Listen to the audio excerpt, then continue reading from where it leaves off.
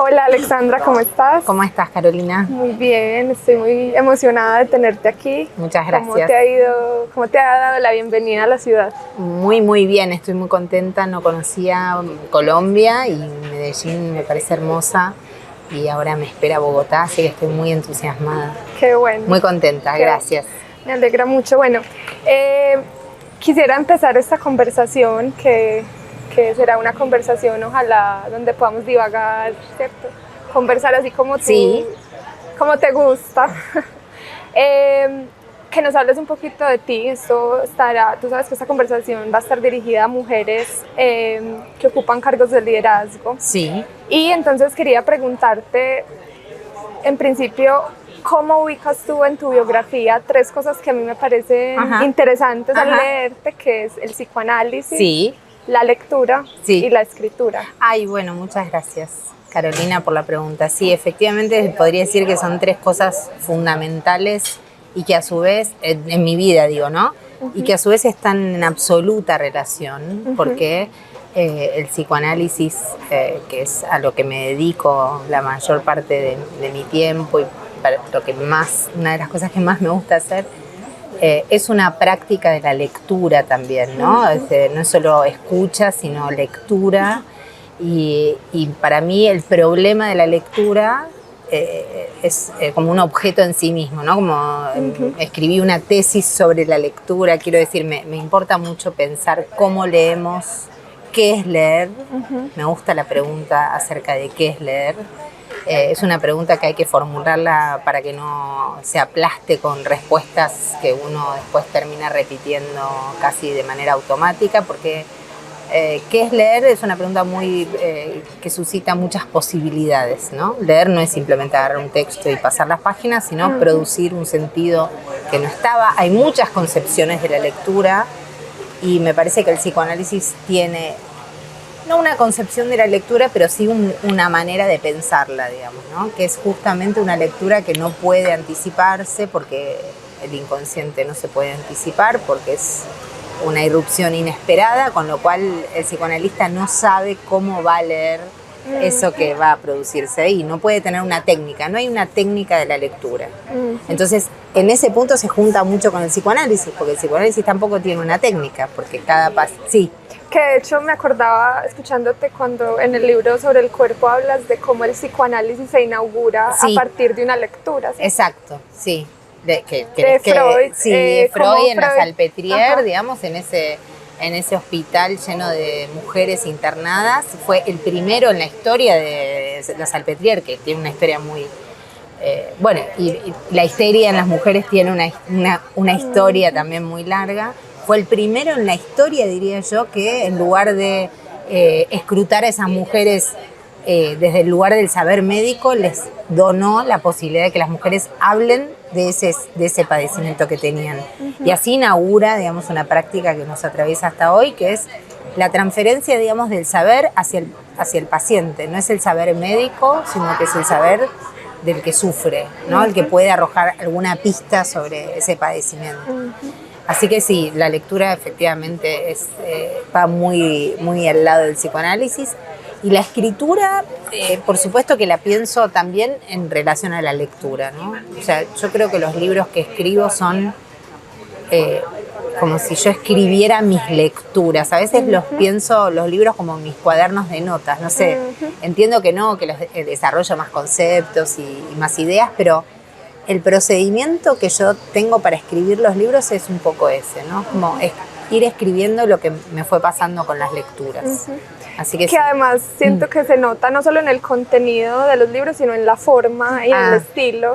Como este estilo un poco de la divagación, de la dispersión, casi muy emparentado a la asociación libre también, ¿cierto? Sí, te agradezco mucho y me alegro que lo notes, sí. Porque eso me llama mucho la atención de tu escritura y creo que también es una forma de leer, ¿cierto? De no quedarse fijado a unos sentidos o dar definiciones, ¿cierto? O despejar enigmas.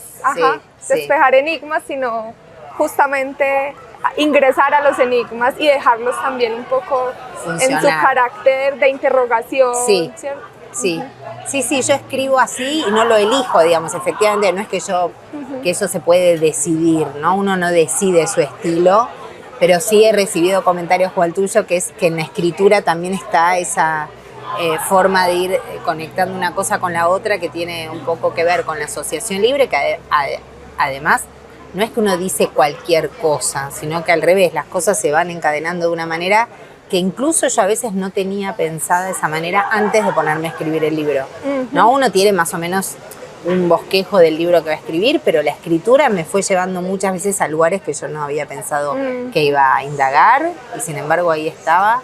Sí, y es una manera que a mí me produce mucho placer, digamos, ¿no? Es muy placentera esa manera de escribir, sí. Sí, también creo que es un placer extensivo a los lectores a quienes te leemos. Bueno, muchas gracias, muchas gracias. También estaba pensando, bueno, hoy vamos a hablar también sobre el amor, que es un tema que nos convoca en el festival en el marco de Confama. Sí. Y amor, y vamos a intentar relacionarlo con el liderazgo, porque la idea pues es que esta conversación apele también a estas mujeres en cargos de liderazgo. Y yo pensaba, bueno, hay una afirmación que tú retomas de Lacan en el libro, que Lacan dice que el amor o el capitalismo excluye las cosas del amor, ¿cierto? Y tú dices, bueno, bienvenida a esa exclusión, no intentemos hacer encajar al amor en unas coordenadas que lo restringen, que lo limitan, que lo normatizan, lo mercantilizan, lo instrumentalizan. Y pensaba entonces, ¿qué lugar crees? A ver, pensemos, ¿qué lugar puede tener Eros o el amor en espacios corporativos de liderazgo que no caigan necesariamente en esa mercantilización, en esa instrumentalización? Porque creo que puede ser un error en el que se incurre fácilmente. Es, bueno, hagamos política del amor, ¿cierto? Pero entonces claro, entiendo, se toma el amor de nuevo como un instrumento. Exacto, sí. ¿Crees que tiene algún lugar el amor? Sí, está muy bien la pregunta y la podemos ir pensando. No lo tenía pensado, así que bienvenido a pensarlo ahora. Me parece que lo que se nos puede ocurrir va a ser muy interesante porque no lo teníamos pensado antes. Justamente. Yo creo, digamos, yo no sé nada de, digamos, como decir, de sociología del liderazgo, ¿no? Yo sé que hay una cantidad de bibliografía acerca de los tipos de liderazgo, porque el liderazgo no es uno solo, hay estilos de liderazgo. Más allá de eso, yo creo, más allá de esos estilos que están bien definidos y que se han estudiado muchísimo, ¿no? En los recursos humanos y en las maneras en que se constituyen esos liderazgos y cómo se conducen los equipos de trabajo, etc. Yo lo que creo es que también, más allá de esos estilos de liderazgo, creo que también en una relación con un líder también se juega o se pueden jugar las distintas maneras de Eros. ¿En qué sentido? Lo estoy pensando ahora. Está el que está fascinado con su líder, ¿no? Y en una especie de enamoramiento, ¿no? Un poco ciego, y hace todo lo que el líder le dice sin estar como ni siquiera pensando en nada. Y está el que puede trabajar con un líder sostenido, yo te diría, en una cierta transferencia amorosa, como la del psicoanálisis, en la que uno efectivamente confía en el otro, pero a su vez dejándole lugar a la diferencia, y no en una obediencia ciega, sino en una posibilidad de construir con el otro, aunque esa relación sea siempre asimétrica, y a mí la palabra asimetría no me parece mal. Se ha hablado mucho de que la asimetría, digamos, hay que combatirla. A mí me parece que todas las relaciones son asimétricas y ese no es el problema, que en todas las relaciones hay un ejercicio de poder y ese no es el problema, sino el asunto es qué se hace con ese ejercicio de poder y qué se hace con esa asimetría. Si se abusa de eso o se hace, digamos, un buen uso de eso. En ese punto creo que hay una cantidad de personas que pueden ocupar lugares de liderazgo en donde ese liderazgo está centrado en hacerle lugar al otro como otro, en hacerle lugar al otro en la diferencia, en la asimetría, porque pensémoslo en términos, si querés, de los padres, ¿no? Que hay también estilos de paternidad y de maternidad en donde hay padres que temen ejercer la autoridad Cada vez más. Cada vez más. Se habla mucho de eso, ¿no? De la caída de la autoridad. Ajá. Y a mí la autoridad me parece que está buena, en un buen uso, por supuesto. No autoritarismo, ya sabemos, no capricho, no arbitrariedad. Pero un buen líder para mí es aquel que puede ocupar un lugar de autoridad, no de autoritarismo, sino de autoridad, y puede justamente, no sé cómo se dice en términos técnicos, pero casi diría contagiar cierto entusiasmo por eso que se está haciendo. Después, los atravesamientos corporativos, por supuesto, no sé, me exceden, no podría decir, digamos, pero yo lo diría así, sin olvidarse que se está en una corporación. Ajá, porque yo quería decir algo y estoy totalmente de acuerdo con esto de que de todas formas es una relación de poder que no por ser de poder es mal, ¿cierto? Porque otra cosa sería la dominación. Exacto, abuso, la opresión, la dominación. Bueno, lo pienso mucho en términos de Foucault, que una relación de poder es una relación de alternancia también. Exacto. Reversible, móvil.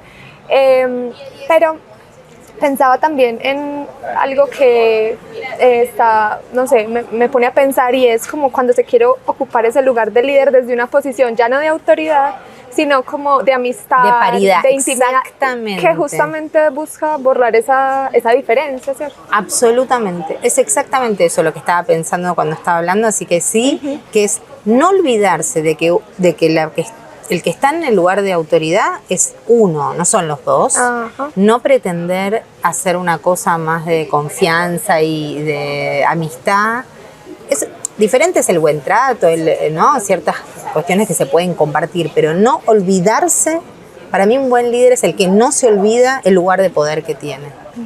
O sea, no olvidarse de ese lugar de poder para justamente no abusar de ese poder.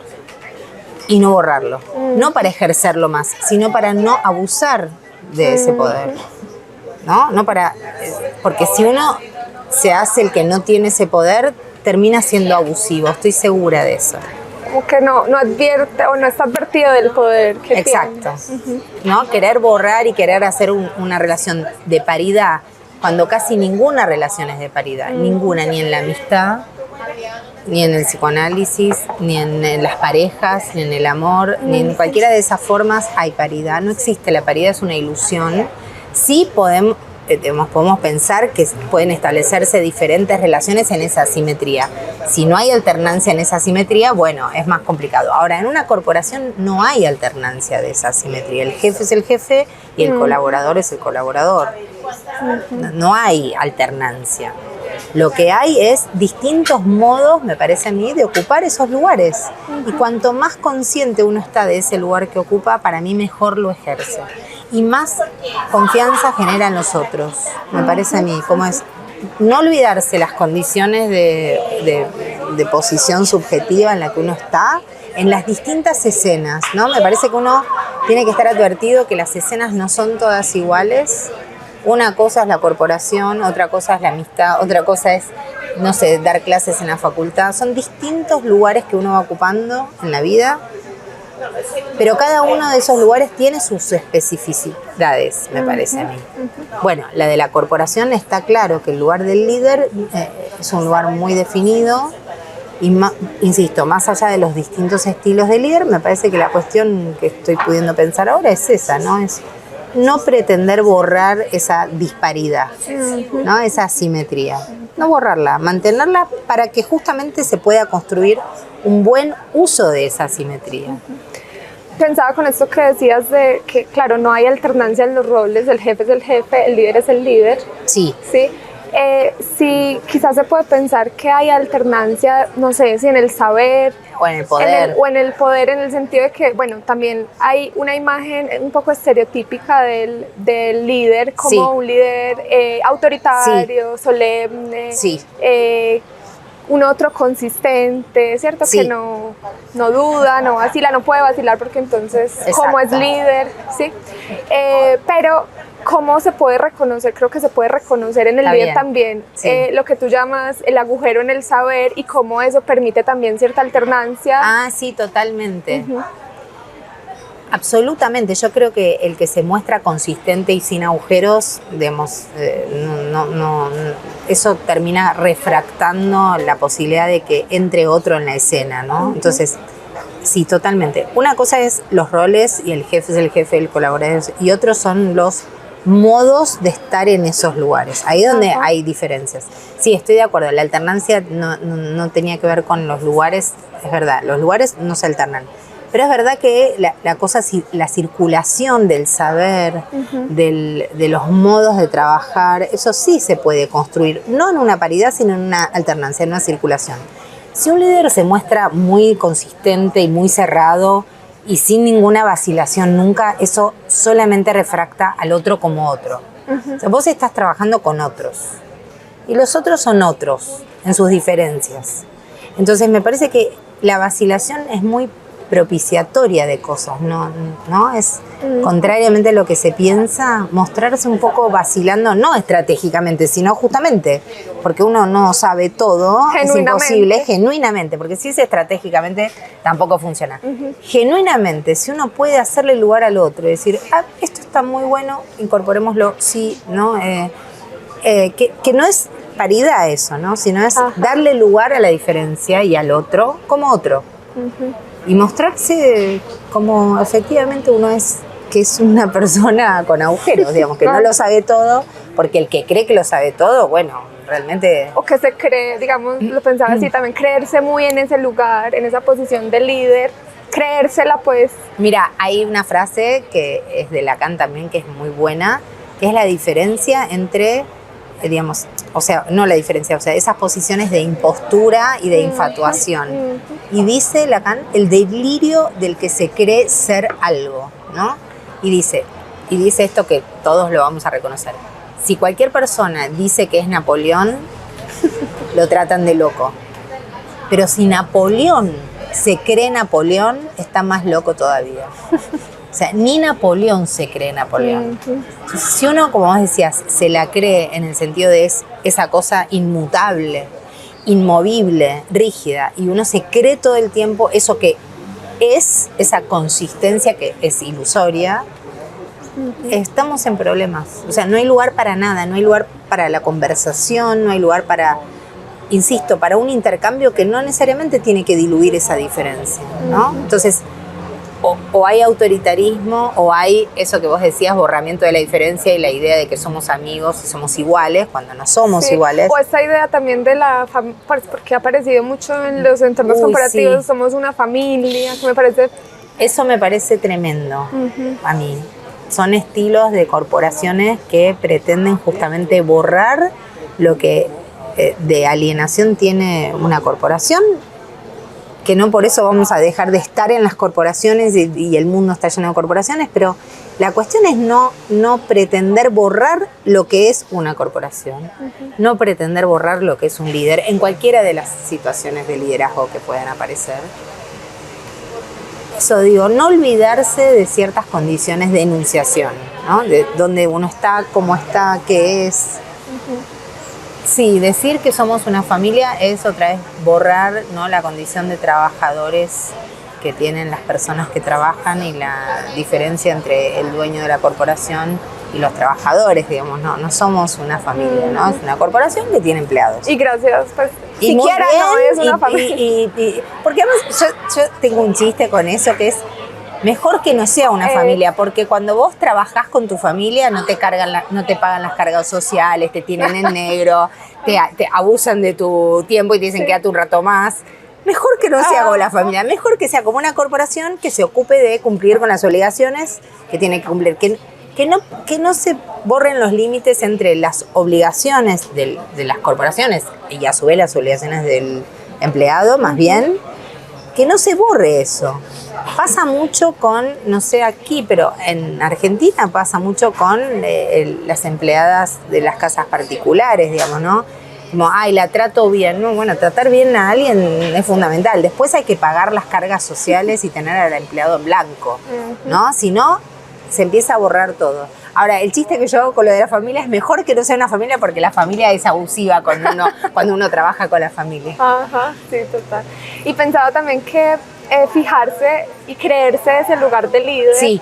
también genera algo que tú mencionabas ahorita, y es la fascinación, Sí. ¿cierto? Como esforzarse en crear ese efecto de fascinación en el otro, que además impide como el vínculo, ¿cierto? Porque ante la fascinación que queda, pues... Solo queda pleitesía y obediencia, ¿no? Obediencia ciega.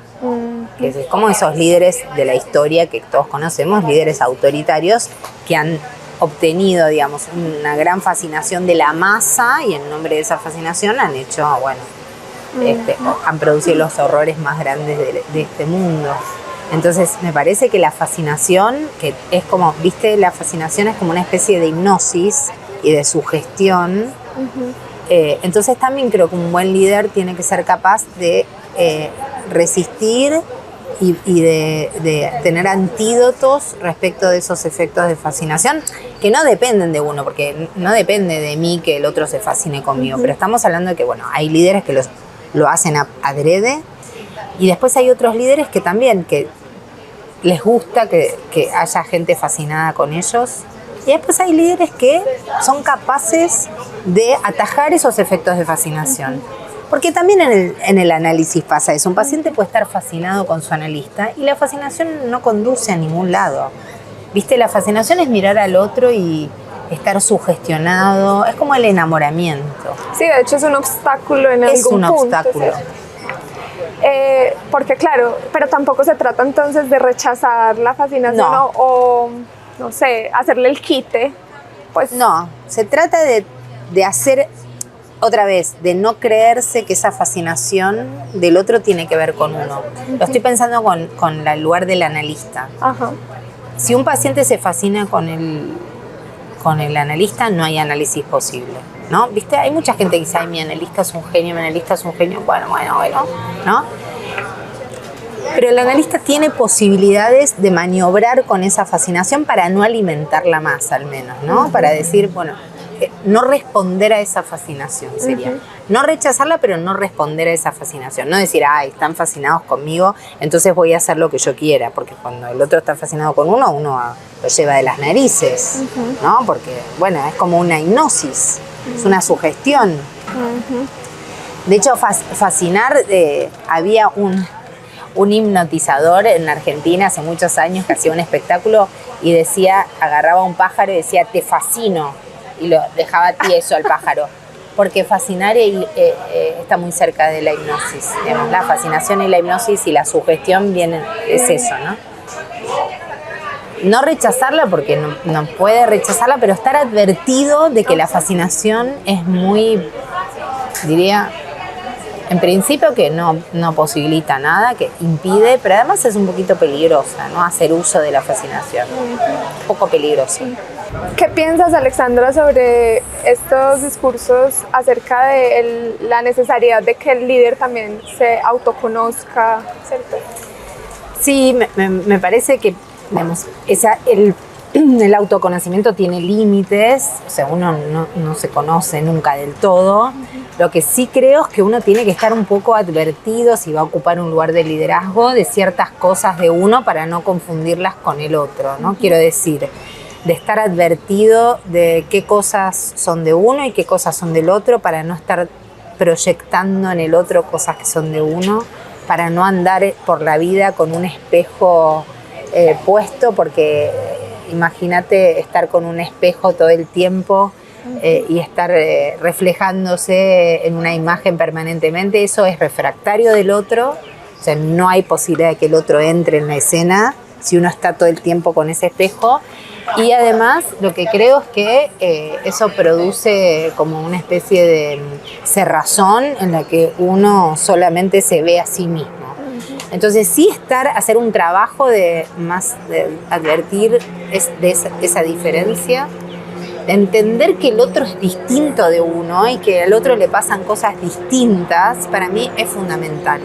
Eso es fundamental para cualquier relación, te diría, sobre todo para una relación de liderazgo. Entender que el otro tiene sus propios modos, sus propias maneras y que no necesariamente son las que yo creo que son las mejores, ¿no? Que lo que me puede funcionar a mí no necesariamente le funciona al otro.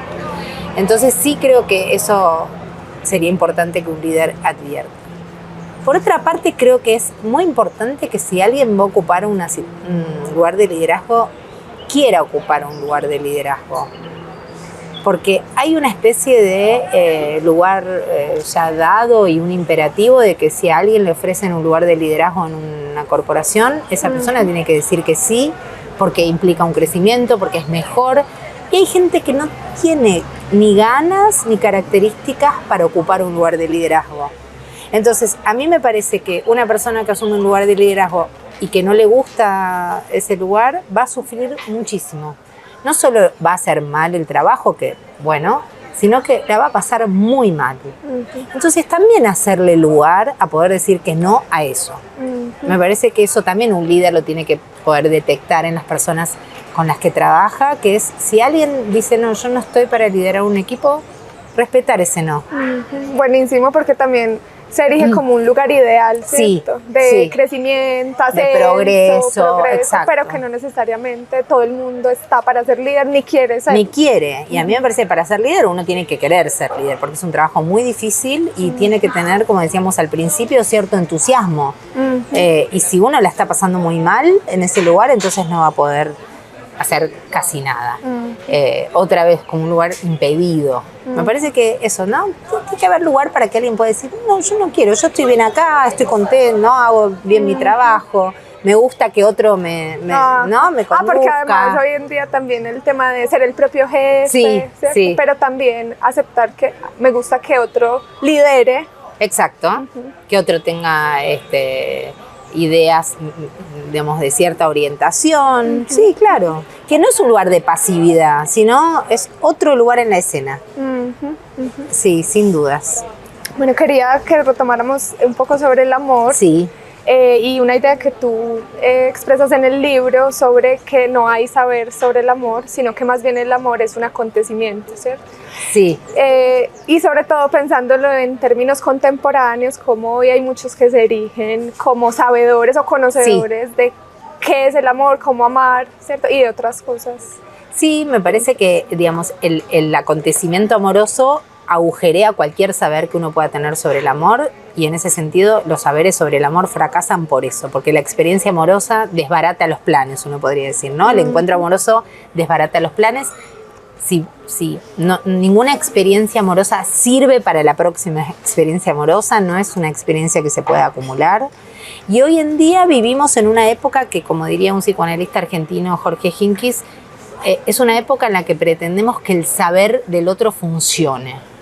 Y entonces hay una proliferación de personas enseñándonos cómo vivir, en las redes sociales sobre todo, dándonos instrucciones de cómo vivir, en situaciones que, si vos advertís, son situaciones que no tienen posibilidad de ser aprendidas y que no dependen de un saber. Me refiero, por ejemplo, al duelo, al amor, a la maternidad, al sexo. Si vos te fijas, son lugares en los que está lleno de gente explicándonos cómo tener sexo de la mejor manera, cómo hacer un duelo, cómo maternar, cómo paternar, cómo desear y cómo amar. Y a mí me parece que son un poquito, ¿cómo decir? En principio diría complicados esos lugares de saber, porque si hay algo en donde el saber no funciona es en el duelo, es en el amor, es en el deseo, es en el sexo. No es una hay cuestión saber de que alcance. técnica, ¿sí?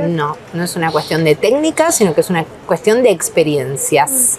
Y la experiencia amorosa, la experiencia sexual, la experiencia de un duelo, nunca se puede acumular ni aprender ni servir para la próxima. Si a alguien se le muere la madre, no le va a servir ese duelo para cuando se le muera el padre. Y cuando uno se separa de un amor, ese desamor no funciona para el siguiente. Pero además, esa es una cuestión, pero además el psicoanálisis enseña que cada experiencia es singular, y entonces dos personas que acaban de sufrir la muerte del padre no es el mismo sufrimiento. Entonces, estos saberes que pululan por todos lados, lucrando un poco con la desesperación y el dolor de las personas, que existieron toda la vida, ¿no? La autoayuda existió toda la vida, esos discursos de autoayuda existieron toda la vida, lo que hacen es anular la singularidad y tienen una receta para todos los casos. Y el psicoanálisis ofrece justamente un espacio inédito porque es tu duelo no es igual al duelo del paciente que viene después ni que está antes. Tu manera de atravesar la sexualidad no es igual que la otra, ¿no? Entonces, esa diferencia posibilita una cantidad de cosas que estos discursos, digamos, efectivamente no a los que no le hacen lugar, a las diferencias a las que no le hacen lugar. Y me parece que es muy lindo cuando el psicoanálisis propone eso, porque básicamente lo que propone es un efecto inmediato de alivio en términos de ese deber ser y esa obediencia que se desprenden de estos discursos. O sea, no alivia necesariamente no alivia el dolor síntoma, o el dolor o la angustia, pero sí alivia de unos imperativos y unos ideales que nos tienen atados o y sí, porque imagínate sometidos. Que el duelo es lo más errático que hay, que no es progresivo, que no es un trabajo, que no es por pasos. Viste que hay paso 1, paso 2, paso 3 del duelo. El duelo no es así. Entonces, una persona que además de estar dolida porque perdió a alguien o porque perdió un amor o porque perdió lo que sea, si además no se adecúa a esos pasos, se siente además mal porque está haciendo mal el duelo. O sea que ahí se agrega al dolor del duelo una capa de culpabilidad y de imperativo que es insoportable, realmente insoportable. Y ahí sí creo que el psicoanálisis es el único espacio y es inédito por eso, porque le hace lugar al sufrimiento y al dolor de una manera en la que no le hace lugar ningún otro espacio, ni siquiera la amistad. Viste que la amistad también te dicen, no, bueno, ya tenés que estar bien, no tenés que llorar más, ya pasaron 6 meses, no sé. Tenés que olvidarlo, no lo llames más, olvidalo. No llores, ya está, no te merece, no, una cantidad de cosas que se dicen que recaen sobre la persona que está sufriendo, digamos, ¿no? Como capas del deber ser que son insoportables y agobiantes. Y sí creo que el psicoanálisis ofrece un espacio donde caen esos imperativos, sí, ¿cierto? Y eso produce definitivamente un alivio. Un alivio para que cada quien experimente su dolor. Obviamente que el psicoanálisis va a acompañar a alguien en su dolor, ¿no? Pero el dolor tiene su tiempo también, ¿no? Quiero decir, y su despliegue y su repliegue y es errático y va y viene. Estamos hablando del dolor, estamos hablando de la maternidad, del deseo. En Argentina está muy de moda, por ejemplo, la sexología, no sé, acá. Pero también, ¿no? Sobre todo son imperativos que recaen sobre las mujeres también, sobre cómo tienen que gozar y cómo tienen que conocer su cuerpo y pedirle al partener que las haga gozar. Y son discursos que tarde o temprano fracasan, digamos, ¿no? Porque además el terreno de la sexualidad es un terreno insospechado. Es muy...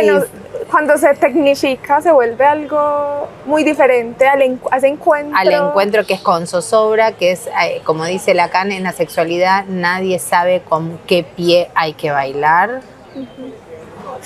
Siempre estamos en un terreno movedizo. El encuentro con otro es diferente del encuentro con otro. No, o sea, el encuentro es con otro, con lo cual la sexualidad de ninguna manera se puede replicar siempre igual. Siempre es inquietante la sexualidad, tampoco depende de la experiencia. Obviamente, no es lo mismo en la adolescencia que después, estamos de acuerdo con eso. Pero tampoco es una experiencia que se puede acumular y que garantice, ¿no? Que el transcurso de la vida te garantice entonces más o menos goce, más o menos placer. No es así. De golpe uno se encuentra pasándola mal cuando creyó que la podía pasar bien y al revés, se encuentra pasándola bien cuando no pensó que le iba a pasar bien. Eso también es inesperado un poco. Y estos discursos que, como vos decís, tecnifican la cosa, bueno, conducen a las personas muchas veces a lugares peores todavía. Te quiero hacer una última pregunta sobre esto del amor, que pensaba alrededor de esto de que el amor acontece, irrumpe, te toma por sorpresa. ¿Qué crees que pasa allí donde hay personas que dicen no me ocurre, no me acontece, no soy tomado por el amor? No podría generalizar de ninguna manera, pero yo lo que creo es que muchas veces no, tomándolo con pinzas, porque generalizar sería lo contrario de lo que practico todos los días, que es, hay muchas personas que tienen un ideal del amor y entonces ese ideal se interpone entre uno y el otro, ¿no? Entonces, si el otro no se adecua a ese ideal, es descartado rápidamente. Si no cumple con ciertas condiciones, es descartado rápidamente. Y yo creo que eso, ¿no? Que el amor no se busca, digamos, ¿no? Se encuentra o no se encuentra, pero no pasa por buscarlo. Me parece que cuanto más uno pueda trabajar con ese ideal que tiene, que son imágenes, ideales que uno tiene, que no dependen de nadie en particular, sino de una idea que cada uno tiene acerca del amor, o acerca de lo que es una mujer, o acerca de lo que es un hombre. Si eso no cae un poco, entonces tampoco hay posibilidad de que ocurra nada. Pensaba que, claro, uno no puede prepararse para eso, como tú lo has dicho, sí, pero sí hay una cierta disposición o apertura justamente a que caiga, dejar caer un poco eso de los ideales para que algo pase, para que algo pase. Emerja. Y no tener esa lista de condiciones que uno pretende del otro, porque ayer lo decía en otra entrevista y funciona de esta manera. Si vos me decís qué querés en un partener, ¿no? Vos me decís, quiero esto, esto, esto, esto y esto. Yo te traigo a esa persona y no te pasa nada. ¿No? Y en cambio al revés. De golpe te enamoras de alguien que no tiene nada que ver con esa lista que vos tenías. ¿No? Entonces, efectivamente, el deseo en el lugar en el que se engancha no tiene nada que ver con eso. No se puede saber, es insondable el modo en que el otro entra en nuestro deseo. Y que incluso a veces es molesto por eso, porque uno se cree muy dueño de sí mismo, de sus elecciones, de su agencia, pero luego llega el amor y desbarata todo. Desbarata los planes y las listas. Alexandra, muchas gracias por conversar conmigo. Es muy gratificante tenerte acá. Bueno, Carolina. Bueno, te agradezco mucho. Yo te agradezco a vos el interés y las preguntas tan interesantes que me hicieron pensar. Gracias.